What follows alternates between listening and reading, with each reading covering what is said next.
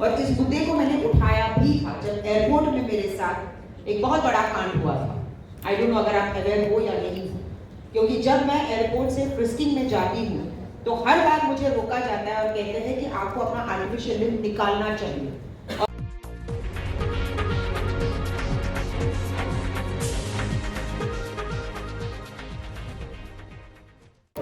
28 जनवरी 1984 में मुंबई के Saint Xavier college में इस प्रकार से आपने जो परफॉर्मेंस दिया जो पूरे देश को पसंद आया, क्या आपके जीवन का वो टर्निंग पॉइंट था? ऑब्वियसली वो टर्निंग पॉइंट ही था, क्योंकि जब मुझसे ये कहा गया था कि मैं कभी डांस नहीं कर पाऊंगी और मैं हमेशा से डांसर बनना चाहती थी, और सडनली जब आप एक पैर खो देते हैं और फिर लोग आपसे कहते हैं कि आप कभी डांस नहीं कर सकते, बट जहाँ एक तरफ मेडिकल फ्रेटर्निटी ने मुझसे कहा था कि मैं कभी डांस नहीं कर पाऊंगी, तो दूसरी तरफ वही मेडिकल फ्रेटर्निटी मेरे साथ खड़े रहकर यही यकीन दिलाया कि मैं डांस कर सकती हूँ। तो I am inducted to the medical fraternity. मैं हमेशा कहती हूँ कि जो एक second innings of life came to me from the medical fraternity, और जब उस आर्टिफिशियल लिम्ब के साथ मैंने परफॉर्म किया तो मेरी जिद थी कि डॉक्टर पीके सेठी जिन्होंने ये जयपुर फुट इन्वेंट किया था, मैंने कहा था कि डॉक्टर आप प्लीज आइए उस फंक्शन में, क्योंकि that is the turning point of my life. And the biggest compliment that came to me was जब मैं डांस कर रही थी, परफॉर्मेंस के बाद डॉक्टर सेठी साहब मेरे पास आए और उन्होंने मुझसे पूछा कि I am little confused, is it the right leg और is it the left leg? हाँ जी, नहीं, मयूरी फिल्म पहले बनी थी तेलुगु में, उसके बाद उसी फिल्म को रीमेक किया गया था नाचे मयूरी। मैडम, ये सब वाकया होने के बाद आज कई लोग, भारत के कई लोग आपसे प्रेरणा लेते हैं, आपके कॉन्फिडेंस को सलाम करते हैं, लेकिन आप लोग प्रेरणा कैसे? मैं सिर्फ भारत के लोग नहीं, विश्व में लोग मुझसे प्रेरणा ले रहे हैं, तो वहाँ पर मैं करेक्ट करना चाहूँगी आपको, क्योंकि जब मैं आउट ऑफ इंडिया भी जा रही हूँ तो लोगों का यही कहना है कि आपकी वजह से हम जिंदगी में बहुत कुछ कर पाए। और मेरे लिए अगर मैं कहूँ, मेरे जो आइडल रहे हैं, ऐसा कोई खास व्यक्ति के बारे में मैं नहीं कहना चाहती हूँ, बट जो मेरे फेलियर्स रहे हैं, they inspired me to move ahead in life. जब जब मैं गिरी हूँ तब तब मैंने ठान ली थी कि अगर मैं 4 कदम नीचे गिरी हूँ तो 8 कदम तो मैं आगे चलूंगी। अच्छा भाता रास आता है, आपके प्रोडक्शन की हुई। अरे जहाँ से पैसा आता है हम वही चले जाते हैं, हम कलाकार लोग हैं। बट यस, बालाजी टेलीफिल्म्स मेरे लिए बहुत अहम इसलिए है क्योंकि जब मेरे पास काम नहीं था तब मुझे कहीं किसी रोज ऑफर किया था, और तब तक मैं कर ही रही थी, टेलीविजन तो मैं कर ही रही थी, लेकिन कहते ना हर कैरियर में एक टर्निंग पॉइंट बहुत इंपॉर्टेंट है। वो मेरे लिए इसलिए अच्छा था क्योंकि मैं बहुत पॉपुलर हुई, लेकिन अब इसलिए बुरा भी है क्योंकि नेगेटिव के अलावा मुझे और कोई रोल दिया ही नहीं जाता, जबकि मैं इतनी पॉजिटिव हूँ, लेकिन स्क्रीन पर मैं सिर्फ और सिर्फ नेगेटिव रोल्स करती हूँ। और जब मैं अच्छी बन के स्क्रीन पर आती हूँ तो लोग बोलते हैं अरे सुधा जी मजा नहीं आ रहा है, जाओ ना घर जाके तोड़ो तभी मजा आता है। तो अब मैंने घर नहीं, अब तो नागिनों को और जानवरों को तोड़ना मैंने सीख लिया है।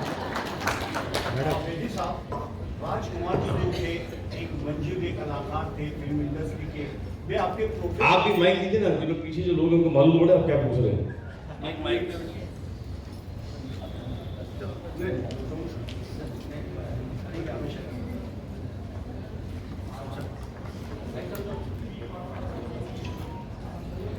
हाँ जी, हेलो। सबसे पहले तो मैं आप सभी का स्वागत करता हूँ और वर्टिका जी आपका भी करता हूँ। अब स्वागत हुआ हमारा 15 वर्ष के बाद। एक बार तालियां भी बजा दीजिए। लोग मालूम आप आए हुए हैं। बिल्कुल बिल्कुल।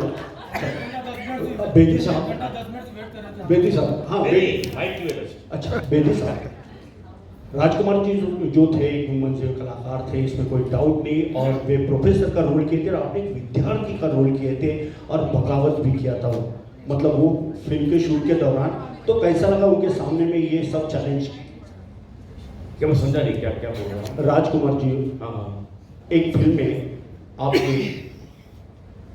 सर थे और आप विद्यार्थी थे, और किसी कारणवश आपने उनसे वो फिल्म का एक डायलॉग है कि बगावत आपने किया था उनके सामने में। मैंने 3-4 फिल्में की है। मैंने एक बुलंदी एक फिल्म की थी, जहाँ तक बुलंदी, यस, बुलंदी जिसका जिक्र कर रहे हैं आप, जिसमें मैं स्टूडेंट था, वो प्रोफेसर थे, उसका जिक्र कर रहे हैं। फिर एक मैंने फिल्म की थी तिरंगा, जिसमें मैं खबरी लाल का मेरा रोल था, जो बहुत शानदार था, देखा। काफी लोग आज भी उसको देखते हैं उसको।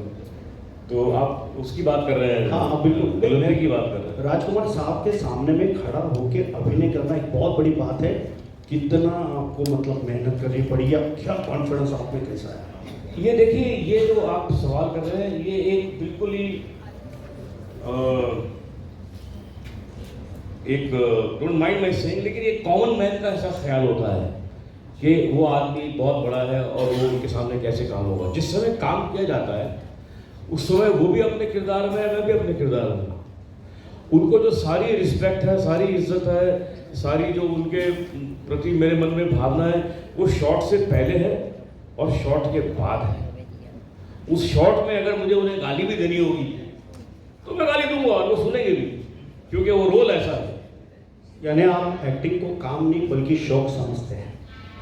शॉट मतलब एक्चुअली मेरा काम शॉट दे रहा हूँ, जो मैं शॉट दे रहा हूँ, जो मैं जो रोल कर रहा हूँ, उस रोल में जो अगर मुझे रोल ये दिया गया है या उनको ये रोल दिया गया है कि मुझे थप्पड़ मारना है तो थप्पड़ मारेंगे, मैं थप्पड़ खाऊंगा। अगर मुझे ये रोल दिया गया है कि मैं उनके वो क्लास दे रहा हूँ, मैं पत्थर फेंकूँ और नारे लगाऊँ उनके खिलाफ कि भाई लिख लो यहाँ से, आप गलत पढ़ा रहे हो, तो ये क्या है कि अब जैसे मैंने अभी हाल ही में अमिताभ बच्चन जी के साथ एक ऐड किया, वो भी बहुत बड़े कलाकार हैं, बहुत अच्छे कलाकार हैं, तो मैं बहुत रिस्पेक्ट करता हूँ, ऑर्डर द वे जाता हूँ, उनको रिस्पेक्ट करता हूँ, उनको बहुत मानता हूँ। लेकिन जिस समय हम काम का क्षण जब आता है उस समय we are all equal, because वो अपना काम, अदरवाइज काम खराब हो जाएगा ना।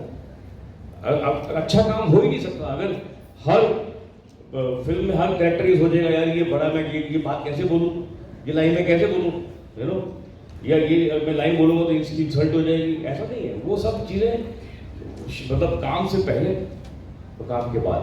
एक फिल्म में डायरेक्टर साहब ने आपको मूछें निकालने के लिए बोला, आपने मूछें निकाल भी दी, बावजूद उसके आपने सही से मूछें लगाई तो डायरेक्टर ने आपकी चूड़ी पकड़ी। इसके बारे में क्या कहना चाहिए? बड़ी रिसर्च करके आए हैं यार, ये तो बात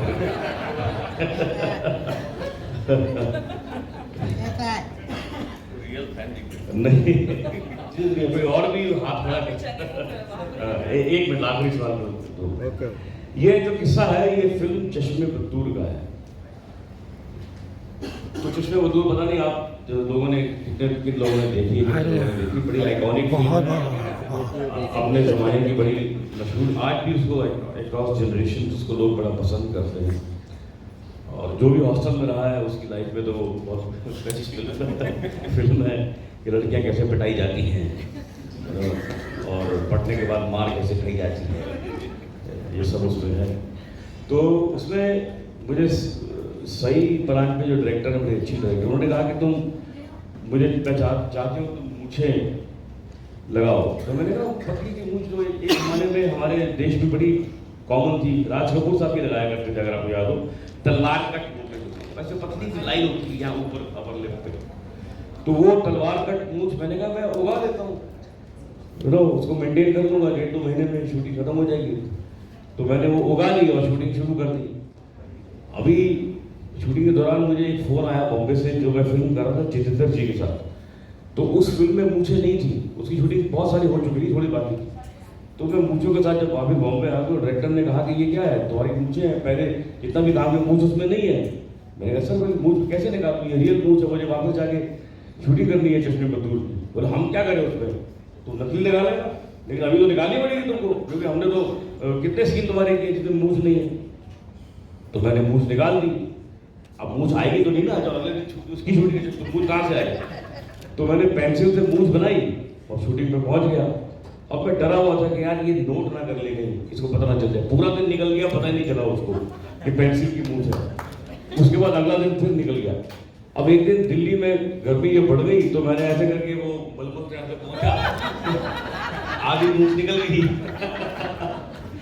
तो मुझे सही ने बहुत डांटा, ये क्या है, मूंछ कहाँ तुम्हारी। मैंने कहा कहाँ, मतलब ये वो मैंने पेंसिल से बना रहा हूँ। बोले तुम्हें कितनी बार मैंने कहा था। मैंने कहा देखो 4 दिन हो गए तुमको पता नहीं चला है, देखो आज ये निकल गई, तुमको मालूम पड़ रहा है। तो डोंट वरी, ऑडियंस में किसी को पता नहीं चलेगा, ये मेरी गारंटी है। और आज तक किसी को पता नहीं, जब तक मैंने बताया नहीं लोगों को पता नहीं चला कि वो लड़की थी। बस मेरा आखिरी का सवाल है, दोनों से है कि वर्तिका जी, नाविद भाई जस्ट मिनट, मेरा आखिरी का सवाल है बेदी साहब और सुधा जी कि हमारे नागपुर शहर की आन बान शान वर्तिका पाटिल जो है,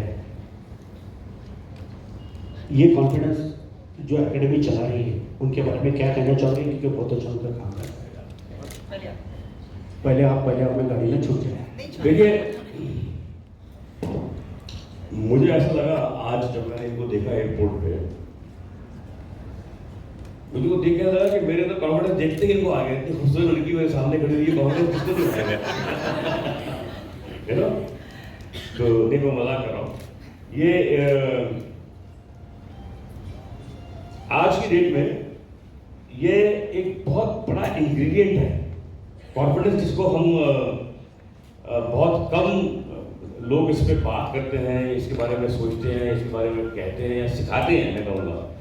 तो उनमें से मैं कहूँगा कि मैं बहुत सालों से मोटिवेशन लेक्चर लेता हूँ और उसके अंदर बहुत सारी बातें होती है, लेकिन एक सिर्फ कॉन्फिडेंस के अंदर, एक कॉन्फिडेंस के बारे में बात करना, लोगों के अंदर उसको भरना और उसमें इस तरह की एक फंक्शन को ऑर्गेनाइज करना, ये अपने आप में बड़ी अच्छी बात है। क्योंकि देखिए, हाँ, बजा लीजिए ताली।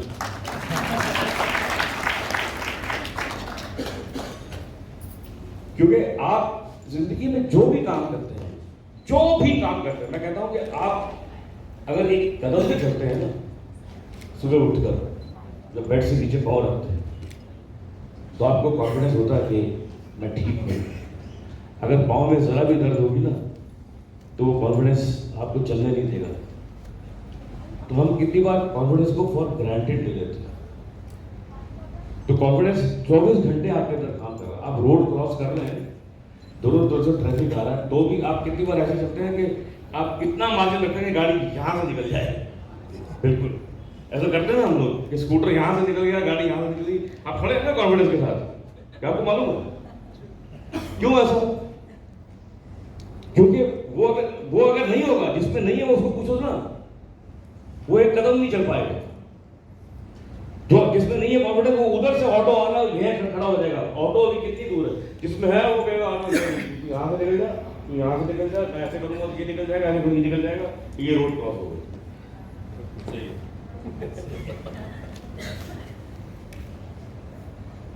इनकी खूबसूरती के बारे में कहूँ या फिर इनकी मन की खूबसूरती के बारे में कहूँ?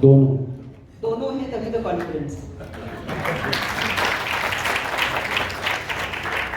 जब आज मेरी मुलाकात एयरपोर्ट में हुई, तो एक होता है कि आप एक अलग फील्ड से हैं, जिसमें आप उस शिखर पर, you are at the peak of your medical profession. लेकिन जब मेरी मुलाकात उनसे हुई, तो she came across as such a humble person, she and her husband. Oh my God, they I think are the best couples I must have ever come across. और अगर ऐसा जीवन साथी मिल जाए, तो फिर कॉन्फिडेंस क्यों नहीं होगा? कहते हैं behind every successful man there is a woman.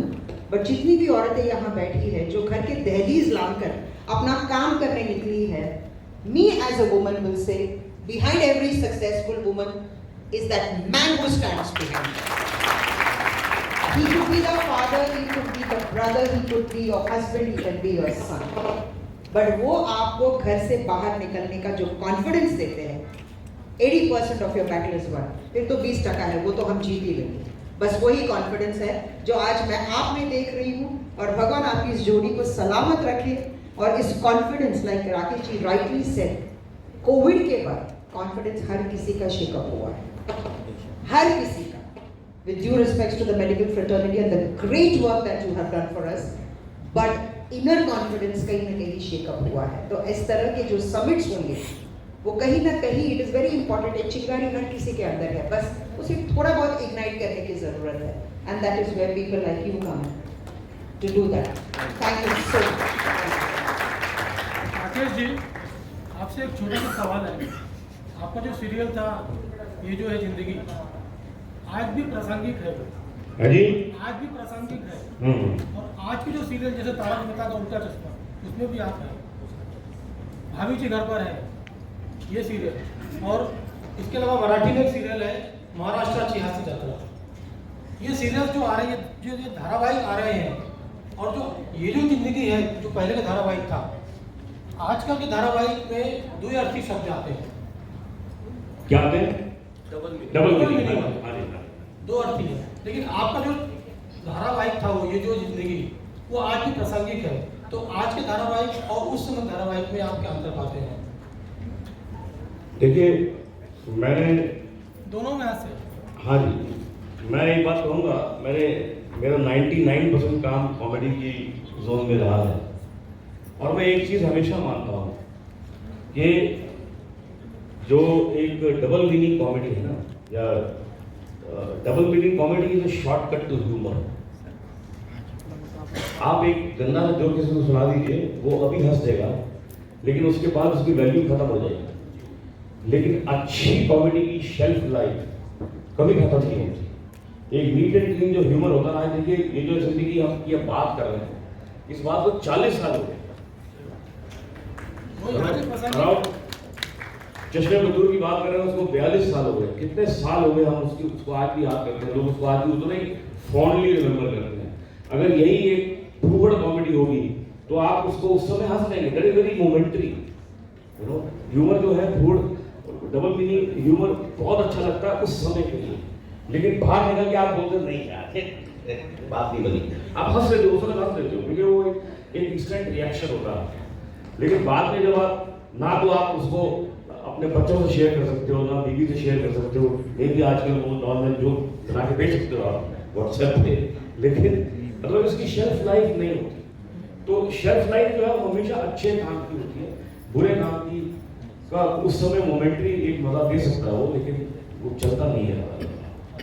Ma'am मेरा आपसे सवाल है, ऐसे सवाल नहीं है, मैं आपको कुछ बताना है। आप जो है हर फिजिकल हैंडीकैप के लिए एक प्रेरणा है, पहली चीज़। तो जब मैं पैदा हुआ था आपकी पिक्चर आई थी मयूरी नाचेगी, तो मेरी मम्मी इतनी ज़्यादा इंस्पायर हुई आपसे कि आज मुझे को इस मुकाम में पहुँचा दी कि मैं पत्रकार बन गया हुआ आज आपके सामने सवाल पूछ रहा हूँ। तो सबसे पहले आप ये भी हैंडीकैप है सर, मैं भी हैंडीकैप हूँ, सारे हैंडीकैप के तरफ से आपको सैल्यूट है मैम, जो आज आप यहाँ तक पहुँचे हैं। मेरा सवाल ये मैम, आप हैंडीकैप लोग के लिए क्या करना चाहेंगे आगे? वैसे आई थिंक मेरी ज़िंदगी जो है वो खुद ही एक लेसन है हैंडीकैप लोगों के लिए। लेकिन हाँ, एक सवाल जो आपके जहन में आया वो कई दिनों से मेरे दिमाग में भी आ रहा है, और इस बात को मैं पॉलिटिकली मैं लेकर जाना चाहती हूँ कि जब हर क्षेत्र के लिए एक रिजर्वेशन, तो स्पेशली चैलेंज लोगों के लिए वो रिजर्वेशन होना बेहद ज़रूरी है, ना सिर्फ शब्दों में। So I personally want to appeal to the central government. और यही कहता है ना, the person who wears the shoe knows where it pinches. आम आदमी ये नहीं कह सकता कि शू पहनने के बाद कहाँ दर्द होता है। जो शू पहनता है उसे पता है कि दर्द कहाँ होता है। तो आप अब बेहद ज़रूरी है कि हमारे इस कम्युनिटी को रिप्रेजेंट करने के लिए कुछ लोग वहाँ पर होना बहुत ज़रूरी है। और इस मुद्दे को मैंने उठाया भी था जब एयरपोर्ट में मेरे साथ एक बहुत बड़ा कांड हुआ था। आई डोंट नो अगर आप अवेयर हो या नहीं, क्योंकि जब मैं एयरपोर्ट से फ्रिस्किंग में जाती हूँ तो हर बार मुझे रोका जाता है और कहते हैं कि आपको अपना आर्टिफिशियल लिम्ब निकालना चाहिए, और इसको मैंने अपोज किया था। और ये बात मैंने नरेंद्र मोदी जी तक मैंने ये बात पहुंचाई थी, और 2 दिन में जजमेंट आया सुप्रीम कोर्ट से कि किसी भी स्पेशली चैलेंज पर्सन को आप तब तक हाथ नहीं लगा सकते जब तक वो आपको अनुमति ना दे। तो ये डिसीजन तो मैं लेकर आई।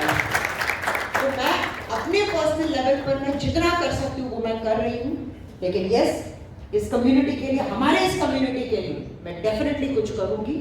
और मैं अपने आप को 2 साल का वक्त दे रही हूँ, और फिर मैं आपको जरूर मिलूंगी, लेकिन किसी पद के साथ। क्या बात है, thank you so much ma'am. This is M Jasneesha from Bol India News. सबसे पहले तो आपका बहुत बहुत वेलकम है हमारे नागपुर सिटी में। राकेश सर आपका भी, हम आपको देखते देखते बड़े हुए। रमोला सिकंद का जो आपका कैरेक्टर था कहीं किसी रोज में, अच्छा समझ में नहीं आ रहा है, हाँ माइक दूर रखो, कहीं किसी रोज में जो आपका कैरेक्टर था बहुत ही ज्यादा दिलचस्प था। मुझे बस एक ही चीज याद है कि आप जो कैरेक्टर प्ले करते थे मैम, वो बहुत इंटरेस्टिंग था। उसके लिए आप 2 वर्ड क्या कहना चाहेंगे? जो हमें जो याददाश्त है ना हमारी 20s के जो हम किड्स हैं, हमें बस वही चीज याद है। तो मुझे इतना याद है कि कहीं किसी रोज के टेलीकास्ट के बाद लोग सोते नहीं। इंक्लूडिंग मुझे पता है, माँ टेलीविजन लगा के बैठती थी, बच्चों को सुलाती थी, लेकिन बच्चे बिस्तर के अंदर बैठ के नीचे से वो देखते थे, और पतिया जो है बेचारे वो क्या करे, जब पत्नी और बच्चे बैठ के देख रहे तो वो भी बैठ के देखने लगे। And Ramona second was one character that people love to hit. मतलब लोग इतना पसंद करते थे, मतलब इतनी गालियां पड़ती थी, लेकिन फिर भी लोग सिर्फ रमोना सेकंड को देखते थे। तो मैं यही कहती हूँ कि शायद कलयुग की शुरुआत हो चुकी है। Exactly ma'am. एक्चुअली पता आपको टेलीविजन का एक सीक्रेट है, सवाल है आपसे, एक टेलीविजन का सीक्रेट है कि एक्टर्स जो है उनको ऐसा काम करना चाहिए, either you should be loved और हेटेड बट नॉट इग्नोर्ड। आपसे मेरा एक सवाल है, आपने अभी मीडिया को संबोधित करते हुए कहा है कि मैं पॉलिटिकली बोलूँगी, आप किस पार्टी से बिलोंग करते हैं? मैं पॉलिटिकली करेक्ट बोल रही हूँ। मैं मोदी जी को सपोर्ट करती हूँ और मैं बीजेपी पार्टी से बिलोंग करना चाहूंगी। This is my wish. और मैं नरेंद्र मोदी जी की बहुत बड़ी फैन हूँ, हालांकि कभी उनसे मुलाकात नहीं हुई है, लेकिन if given a chance I would be in BJP. क्या लगता आप एक विकलांग है और विकलांगों के लिए अभी आपने एक यानी प्रस्ताव रखा है मोदी जी के पास रखने का आपने प्रयत्न किया है, लेकिन क्या लगता है आपको कि 2024 का अभी चुनाव है, अभी तक के अपंगों के लिए, विकलांगों के लिए मोदी सरकार जी ने क्यों कुछ नहीं किया? ऐसा हमको लगता है कि उन्होंने कुछ नहीं किया। अगर उन्होंने कुछ नहीं किया होता तो मेरे एक ट्वीट पर 2 दिन में सुप्रीम कोर्ट से जजमेंट नहीं आता। और मुझे सिंधिया जी से एक मैसेज आया था, personal message, we apologise for this and this matter will be taken into immediate consideration. और 2 दिन पूरे सीआईएसएफ वालों की जो मीटिंग हुई है और एक जजमेंट जो आया है, जरूरी नहीं है कि हर लीडर जो करता है वो उसके बारे में मतलब अखबारों में चीख कर कहे। ये हम जैसे लोगों की एक जिम्मेदारी बनती है कि हमारे लिए क्या किया जाता है। जितना टाइम हम इंस्टाग्राम देखते हैं, अगर थोड़ा सा वक्त हम ये देखें कि हमारे लिए ये जो सेंट्रल गवर्नमेंट है वो हमारे लिए क्या कर रहा है। See, I always tell people, don't ask what the government is doing for you. Ask what you can do for the government. That is more important as an individual. देखिए, नहीं मौलिक एक बहुत मौलिकता जो है ना एक बहुत बड़ा स्केल है। इसलिए पूछ रहा हूँ कि आप किस चीज को पिन पॉइंट करना चाहते हैं? आप जिस एंगल से जॉब देना चाहोगे, है आप जिस एंगल से जॉब नहीं, देखिए मैं ये मानता हूं कि आप जो भी काम करें, अगर आप उस पर बिलीव नहीं कर रहे हैं, उसको उसमें अपना 100% नहीं दे रहे हैं, तो आप उसमें राइज नहीं करेंगे, बिल्कुल नहीं करेंगे। आपकी चर्चागिरी, आपकी कह लीजिए आपकी बाकी और जितने भी टेक्निक हैं, किसी के कान में कुछ कह दिया या किसी के हाथ में भी ग्रीस कर दिए, ये सब चीजें आपको थोड़ा बहुत आगे ले जा सकती है, थोड़ा बहुत मोमेंटरी।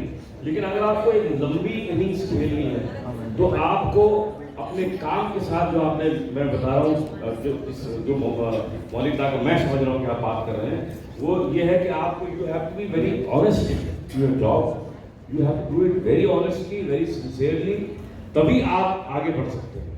और मैं अपने बच्चों को ये समझाता हूँ, सबको यंगस्टर से जहाँ भी जाता हूँ यही बोलता हूँ कि एक बात याद रखिए आप जो भी काम करते हैं हर समय somebody is watching you, कोई ना कोई आपको देख रहा है। और मैं ये भी हमेशा बोलता हूँ कि अच्छे काम में और बुरे काम में सिर्फ एक आधे स्टेप का फर्क होता है, बहुत ज्यादा अंतर नहीं अच्छे काम में बुरे काम में। आपने एग्जाम्पल दिया, आपने घर में एक नई मेड रखी, आपने मेड से कहा मैंने कपड़े धोने पे डाले हैं तार पे, उसको शाम को सूख जाए तो उतार दे। लेडीज एग्री करेंगे इस बात से, मुंडी हिला रही सब है ना। तो मेड ने कपड़े उतारे ही नहीं, उसने तय करके जिसके कपड़े थे उसकी अलमारी के सामने रख दिए, ये बच्चे के कपड़े हैं, ये माँ के हैं, ये हस्बैंड के हैं, ये वाइफ के हैं। तो कैसा लगा आपको? अरे यार ये तो कमाल करती है यार, ये तो। और कितना एक्स्ट्रा काम किया उसने? हाफ स्टेप, पूरा स्टेप ही नहीं। तो अच्छे और बुरे काम में मतलब ज़्यादा अंतर नहीं होता, मैं ये मानता हूँ। ऐसा नहीं आपको आउट ऑफ द वे नहीं जाना पड़ता कि मैं बहुत ऐसा करूँगा तब डिफरेंस होगा, नहीं, ये बहुत मामूली सा फर्क होता है और वो फर्क धीरे धीरे धीरे धीरे करके पायलट होता होता आपको बहुत आगे तक लेके जाता, ऐसा मैं मानता हूँ। Actually, if I may interrupt, please, I think too many questions have been done. We also have Mr. Devendra Deshpande with us, who is the CEO of Friday Filmworks, producer of MS Dhoni, Baby, Special 26 and Khaki with Netflix with the Bihar chapter. I think उनके लिए कोई आपके सवाल है, तो please एक या दो सवाल, and then we will wind up. No more questions now. Deshpande साहेब, हे सर्व करत असताना तुम्हाला हे सर्व जो काही उपक्रम आपण करता राबवता त्याला कॉन्फिडन्स कसा येतो, कुठून येतो?